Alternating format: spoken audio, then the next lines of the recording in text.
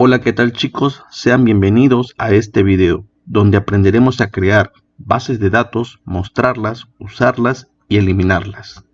Comencemos. Creando base de datos. Escribiremos create database, nombre de la base de datos, preparatoria en este caso, punto y coma y enter.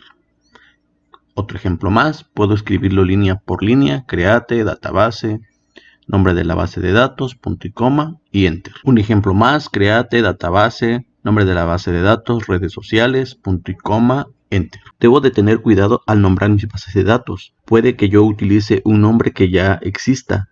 MySQL nos devolverá un error que nos dirá que esa base de datos ya ha sido creada o existe. Ver mis bases de datos. Este comando me sirve para mostrar todas las bases de datos existentes. Cuando tenga dudas sobre la existencia del nombre de una base de datos, puedo utilizar este comando. También puedo utilizarlo para saber cómo fue escrito exactamente.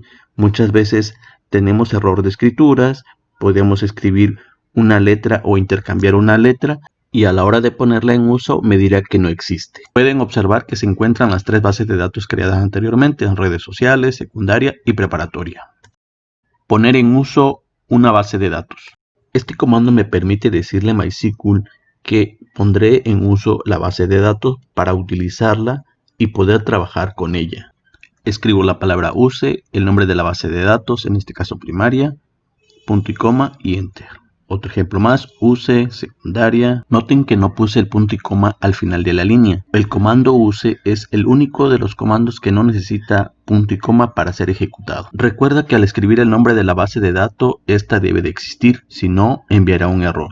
Si tengo dudas acerca del nombre de la base de datos, verifico con el comando show database y puedo observar que el nombre correcto es redes sociales en lugar de red social. Ahora sí, puedo ponerlo en uso con toda seguridad.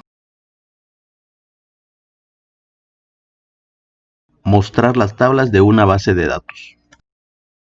Este comando me permitirá ver las tablas que contiene mi base de datos. En este caso, la base de datos redes sociales no contiene ninguna, puesto que no hemos creado ninguna tabla. Si quisiera ver las tablas de otra base de datos sin dejar de utilizar la actual, escribiré show tables from y nombre de la base de datos. ¿Qué pasaría si no pongo en uso una base de datos? Por ejemplo, a la hora de crear una tabla tendría que anteponer el nombre de la base de datos al nombre de la tabla. En este caso mi base de datos se llamaría secundaria y mi tabla alumnos. Y ahí empiezo a describir cada uno de los campos. Otro ejemplo sería que al consultar los registros de una tabla tendría que anteponer el nombre de la base de datos. Escribiría select asterisco from, nombre de la base de datos, punto, nombre de la tabla, where y una condición a cumplir. Y si quisiera mostrar los datos de una tabla de una base de datos que no está en uso, tendría que escribir describe el nombre de la base de datos, punto y el nombre de la tabla. Eliminando base de datos.